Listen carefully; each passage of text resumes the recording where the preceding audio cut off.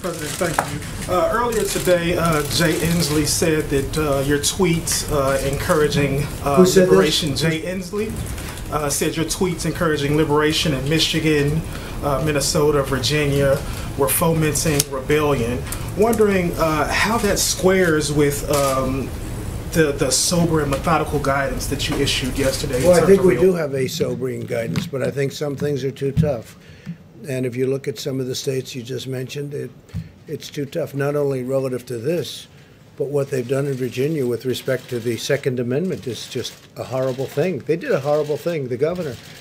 And he's a governor under a cloud to start off with. So when you see what he said about the Second Amendment, when you see what other states have done, no, I think I feel very comfortable. Go ahead. Thank you, Mr. President. Just to be clear, when you talk about these states, Michigan, Minnesota, Virginia, do you think that they should lift their stay-at-home orders, or can you talk? No, but I think elements of what they've done are too much. I mean, it's just too much. You know the elements because I've already said, but certainly a Second Amendment and Second Amendment having to do with the state of Virginia. What they've done in Virginia is just incredible.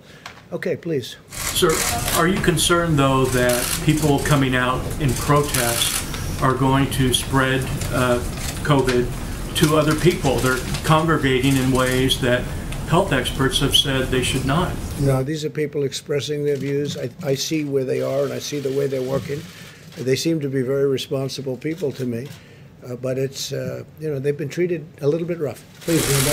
Thanks, Mr. President. I'm curious about some more of the dynamics we might see as the country begins reopening, as you put it, kind of like a puzzle. So as you've mentioned, we have states where we're already seeing their curves begin to flatten, but then there are others like Florida or more rural parts of the country where they aren't projected to peak for weeks or even months. So can you talk a little bit about some of the difficulties that those later peaking states might face if they need to stay locked down for longer, even as other places around them are starting to open back up? Well, we're seeing great numbers in almost every state. We're seeing big drops. We're really seeing, in terms of beds, the numbers we have to look at are the beds being occupied, people going, which is essentially people going in. That means that you have fewer people that are sick, fewer people that feel they have to go to a hospital, and those numbers are dropping really precipitously. So I think that we're just seeing a lot of good signs. Now, a place like New York, New Jersey, and certain parts of Louisiana. Louisiana has been incredible lately when you look at that drop. That drop has really been great. Michigan's had a hard time, but it's starting to do well. So I just think Illinois is another one. You know, you look at some of the numbers, but everyone is dropping, and they're dropping rather quickly. We don't have any hot spot that's developed where all of a sudden you say, well, other than we did have a meatpacking plant or two where, incredibly, we had some, you saw the number was rather incredible that took place in that plant. People could ask about that. I wonder who owned that company. It was a weird situation, but generally speaking, it's been very good. The numbers have been really improving greatly. Please, in the back. Thank you, Mr. President. U.S. intelligence is saying this week that the coronavirus likely came from a level 4 lab in Wuhan. There's also another report that the NIH, under the Obama administration in 2015, gave that lab $3.7 million in a grant. Why would the U.S. give a grant like that to China? The Obama administration gave them a grant of $3.7 million. I've been hearing about that. And we've instructed that if any grants are going to that area, we're looking at it literally about an hour ago, and also early in the morning. We will end that grant very quickly. But it was granted quite a while ago. They were granted a substantial amount of money. We're going to look at it and take a look, but I understand it was a number of years ago, right? So you are. When did you hear? When did you hear was the grant was made? 2015. 2015. Who was president then? I wonder. Okay. Yes, ma'am. Mr. President, we know negotiations are underway for the next round of funding for small businesses. Yeah. If tens of billions of dollars went in a matter of days the first time, will this next relief package be enough? Well, I think it will certainly, it's going to get us to a point that's going to be rather beautiful. We think that that will be the point, and it could be they'd want more, but maybe at a certain point we're going to stop. It's been a tremendous success. It's been executed flawlessly. SBA has done a very good job, but the banks have done a great job, whether it was Bank of America or Wells Fargo. The the community banks have been incredible. I think we had over 4,000 community banks. A lot of people didn't know you had that many banks. But 4,000 community banks, they gave the money out. It's so organized, and it's been such a great program. And so essentially we're waiting for $250 billion. The Democrats are refusing to do it. This is money that essentially is going to the workers. It's going to keep these companies whole, restaurants and a lot of great companies. And it's a small amount of money relative to what it represents, because it represents small businesses, it represents them staying in business. And you know, when you look at it, people don't know, small businesses represent approximately 50% of the power of our business enterprises. It's not all the big monster businesses that you read about every day. It's all of these small businesses when added. It's something that should be approved by the Democrats. The Republicans want it badly, and the people want it very badly. If I could just follow up on that. Nearly 10% of the loans that were given out were for $5 million, but some small business owners say they can't even get a loan for $100,000. Is that acceptable? Well, they would get that, but they have to approve it. Nobody knew it was going to be this successful. Don't forget, when you say the money's gone, it's been a tremendous success as a program. People they really want it. And some people won't be able to get there, keep their business open unless they get that money. It's been a tremendous success. It's been executed flawlessly. It's been, I mean, with few exceptions, it's really been good. And I think the Democrats are going to do it. Look, Nancy Pelosi, she's away on vacation or something, and she should come back. She should come back and get this done. I don't know why she's not coming back. The fact is, she's not doing her job, and there's nothing unusual about that for her. And Leader McCarthy said they're now considering also adding more funding for hospitals included So they are thinking about hospitals, and hospitals, well, hospitals are a good thing. Hospitals have been decimated by this. You know, they've given up their business, which is good because they did the right thing in order to take care of the COVID-19. And no, hospitals, I'm with that all the way. If they want to add hospitals, we could also add it into phase 4. If we do a phase 4, phase 4 would be hopefully infrastructure.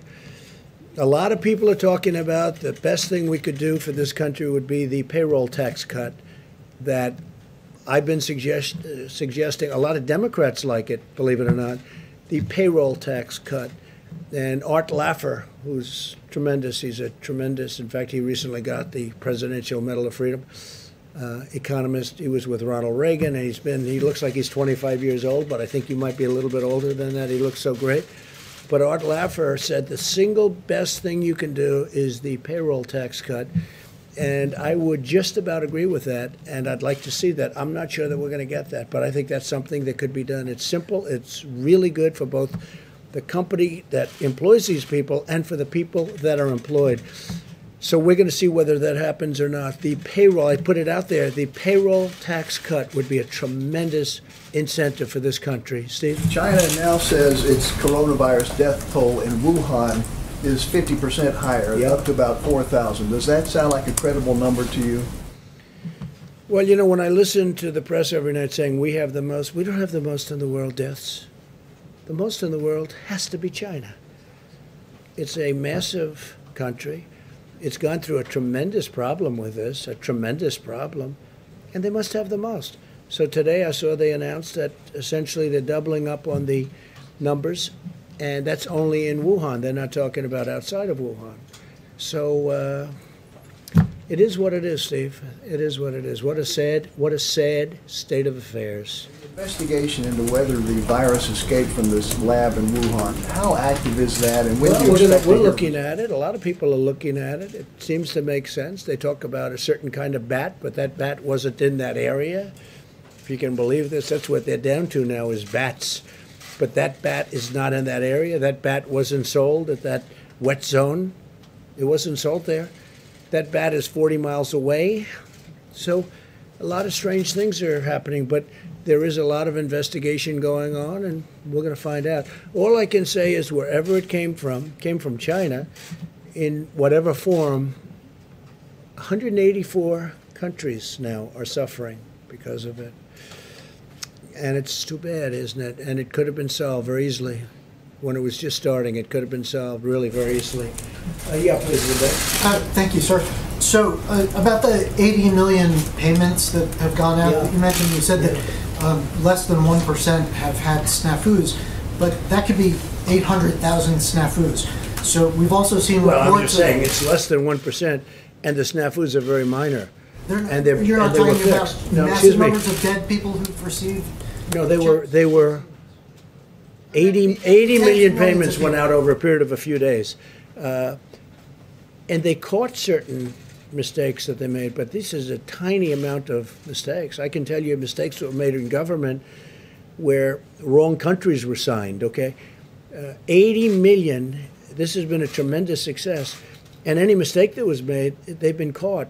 And it's less than 1%. That's a very good percentage, I can tell you, for government. I mean, how about the Obama website, the Obamacare website, where they spent $5 billion on building a website that you could have built for peanuts? Okay. If money went out to deceased people, is the government going to get that back? Yeah, anything that was sent out, it's like sometimes you send a check to somebody wrong. Sometimes people are listed, they die, and they get a check. That can happen. You're talking about, I guess the number is about 80 million people. Yeah, sure, we'll get that back. Everything we're going to get back. But it's a tiny amount. They've done a fantastic job. This was done in a matter of a few days. Yeah. Your campaign said today that they are planning on resuming rallies before the election. Is there a timeline that you're looking at? Would it be restricted to certain states? Have you thought about how that would work? Well, I hope we can do rallies. It's great for the country. It's great spirit. It's great for a lot of things. To me, it's a tremendous way of getting the word out. If you look at our success rate, we've had tremendous success. We win where we have rallies, including endorsements of candidates. Our success rate is, I think, unparalleled. There's nothing like it. So I certainly hope we can have rallies. We'll find out. I don't like the rallies where we're sitting like you're sitting. I mean, you got many reporters outside trying to get into this room, and I come in, I'm looking at this room, and I see all this. It loses a lot of flavor. It loses, to me, a lot of flavor. But I hope we're going to have rallies. I think they're going to be bigger than ever. I will say this, the rallies that we were having until we had to stop with regard to the problem that we had here, the rallies were bigger than they were, I think even substantially bigger. We'd go into the biggest arena and would turn away 20, 30,000 people sometimes. And in one case, I think they said in New Jersey, we had 175,000 people show up for an arena that holds 9,000 people. And they showed up. And the reporters even reported that. That was almost shocking to me. But I hope we can resume rallies because I think they're an important part of politics, actually. Mr. President, under your reopening plan, some workers can go back to work in phase 1, but schools cannot reopen until phase 2. Many parents don't have an option to work from home. So how can you get businesses back up and running as long as schools are closed? Well, I think the businesses are going to, and I think now we've given the businesses a real jolt, a real positive jolt.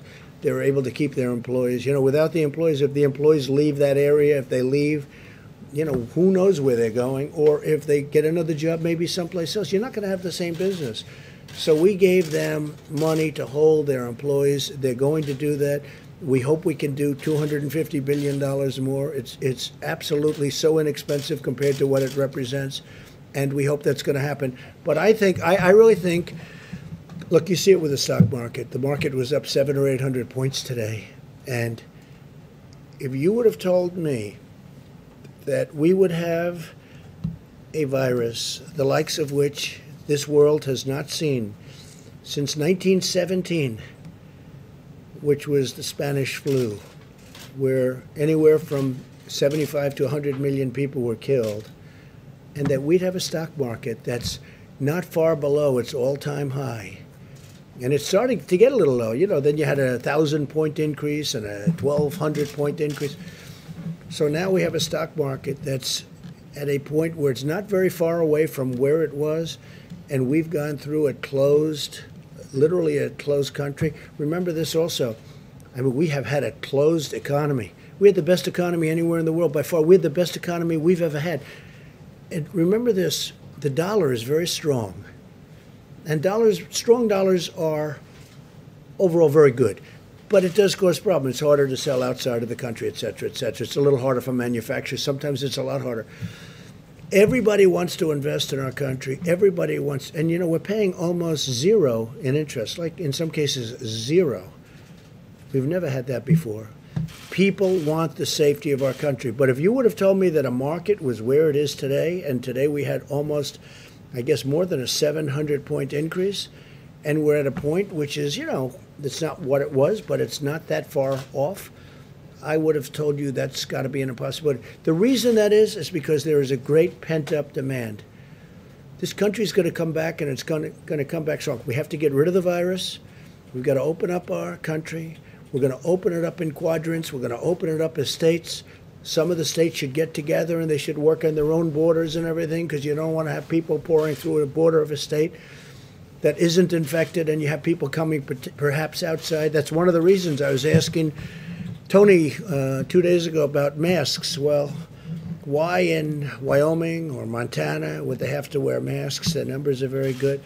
And the reason, if somebody comes from outside, which is very severe, but it's, again, and it's going to be up to them. It's a recommendation, but we'll see.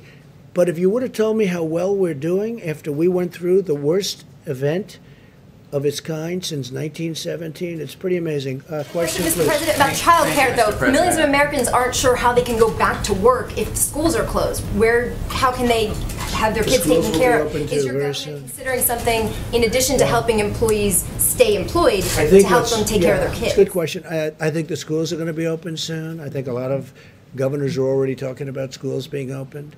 And we do have to take care of our seniors, because we've learned a lot about this disease. We've learned, call it a disease. We've learned a lot about this plague. And we have to take care of our seniors. We're going to take care of a lot of people. But I think the schools are going to be open sooner rather than later. And I understand, and I've spoken, some governors are already thinking about getting the schools open. I have a young boy who goes to school. I'd like to see him go to school. As good as home is, it's very nice, but we'd like to see him go to school. Please. Thank you, Mr. President. I agree with that point. I would like to know about some of these areas that you would like to open up, some of these quadrants. You singled out Virginia, Michigan. They don't have a decline in cases yet. Yet you tweeted out today that you'd like to liberate them. Well, they're going to have soon, but they're very, what they've done is very powerful in terms of, I think, you could get the same result out of doing a little bit less. What they've done to some people is very unfair. In Virginia, I'm going above and beyond what we're talking about with this horrible plague. They want to take their guns away, okay? They want to take their guns away. That's the Second Amendment. That's Virginia. You have a governor who really, I guess he should be under siege. He seems not to be. If he were a Republican, he'd be under siege.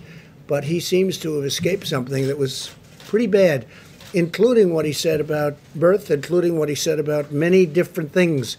But he wants to if you take a look at what's going on in Virginia, they want to take away Second Amendment rights, and that's what they want to do.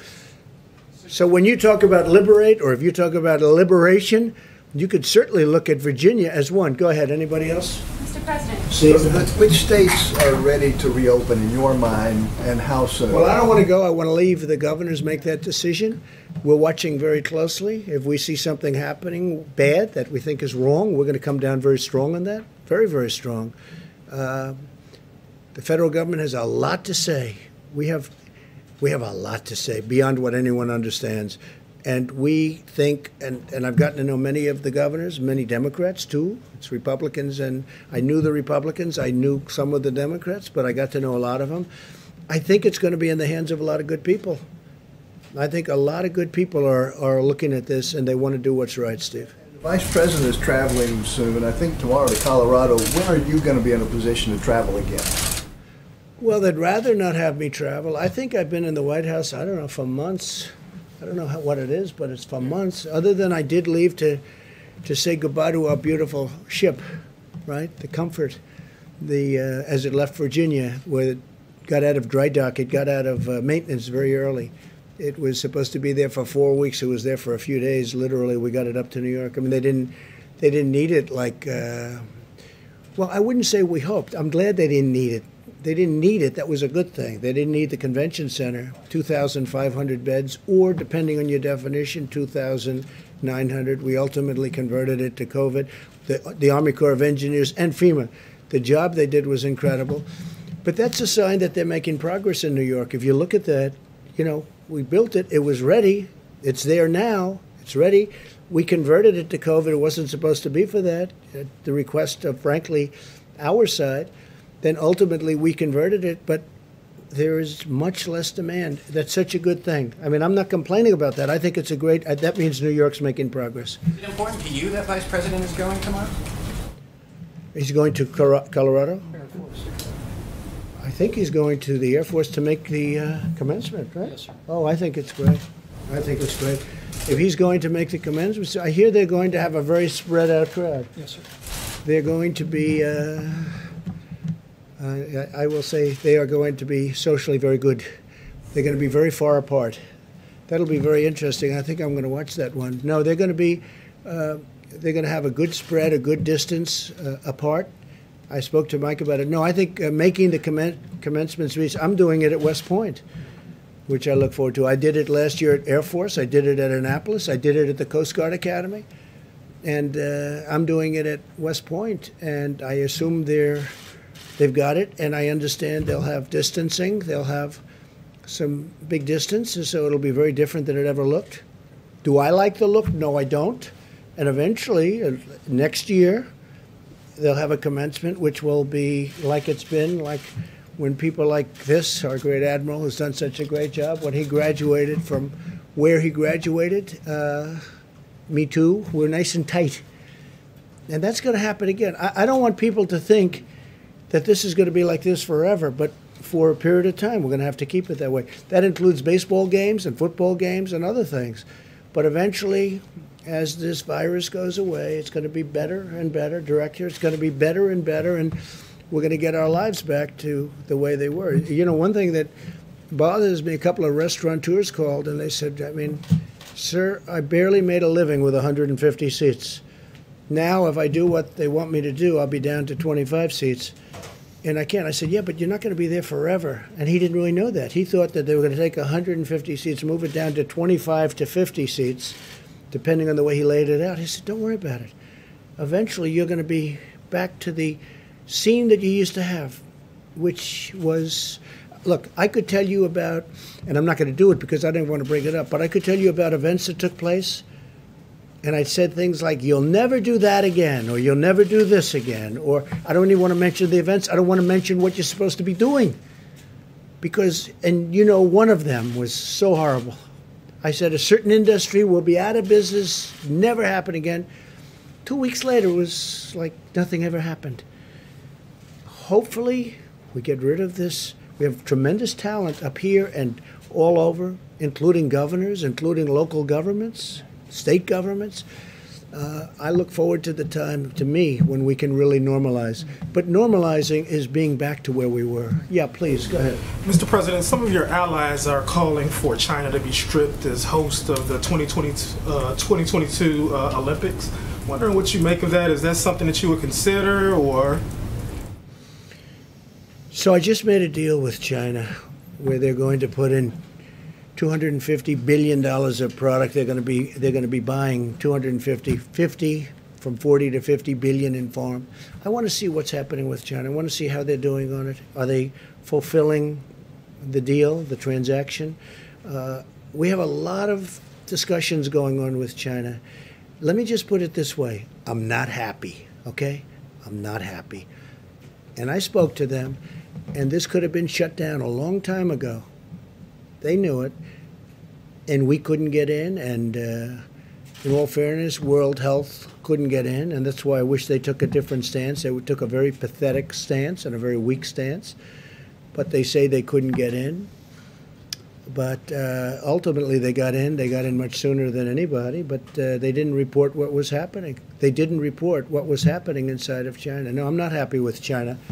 Yeah, please. Mr. President, I wanted to ask Dr. Fauci, could you address these suggestions or concerns that this virus was somehow man-made, possibly came out of a laboratory in China? You studied this virus. What are the prospects of that? Yeah.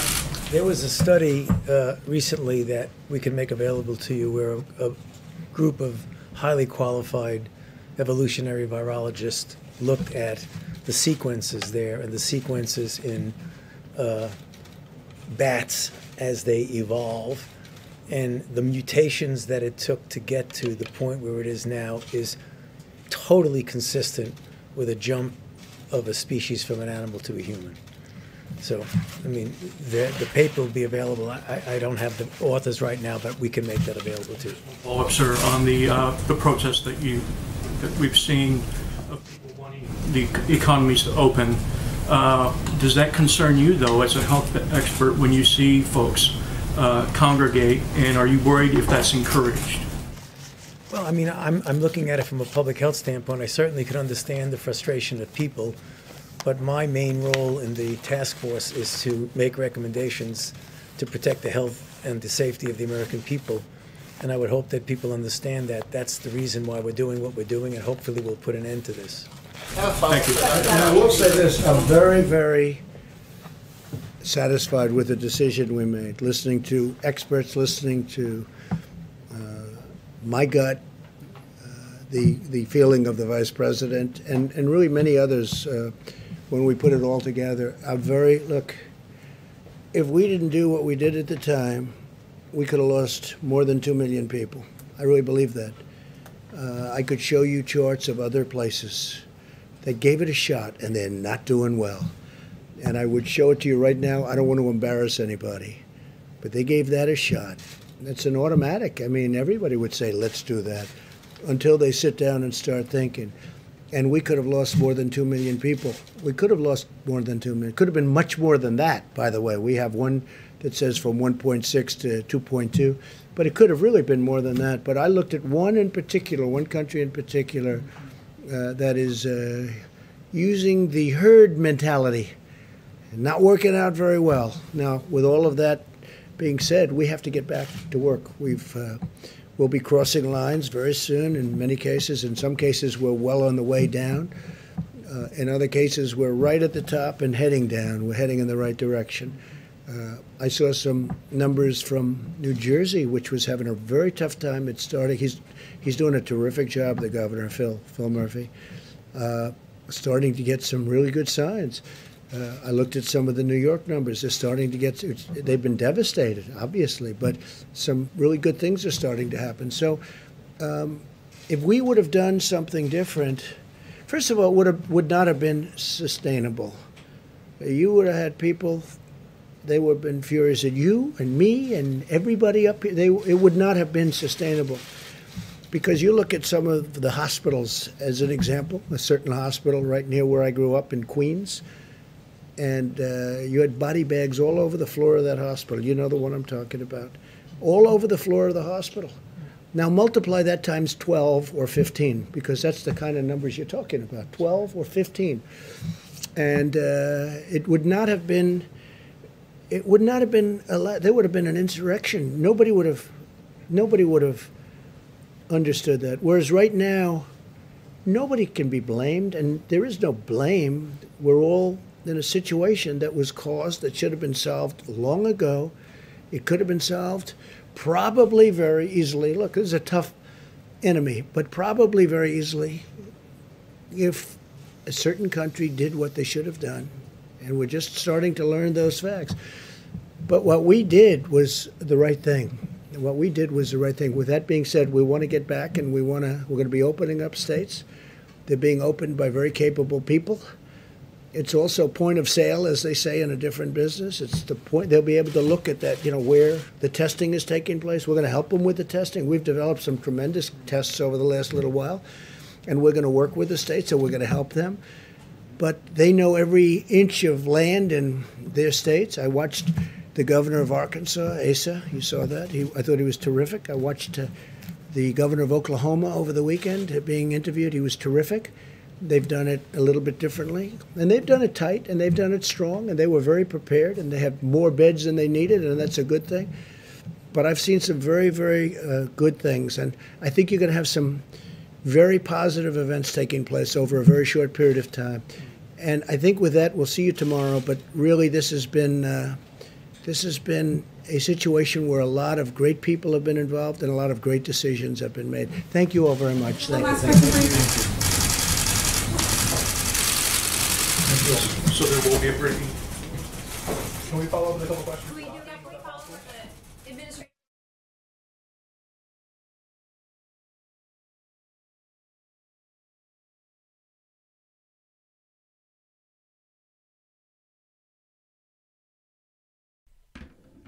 All right, folks, thank you so much for joining us and choosing us as your stream of choice. If you are new to the channel, we encourage you to subscribe and click that notification bell. Once again, if you are new to the channel, we encourage you to subscribe and click the notification bell. Hopefully, YouTube notifies you for tomorrow's press briefing from the White House. Also, Vice President Mike Pence is going to be delivering a commencement speech tomorrow. So if you want to check that out, also make sure that you subscribe and you click that notification bell.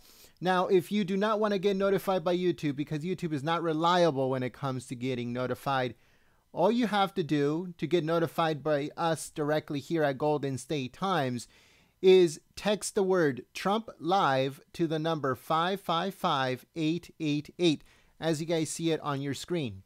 If you sign up to our text message notification list, we will send you a notification instead of YouTube for all of our press briefings, Trump speeches, rallies, and everything else in the future.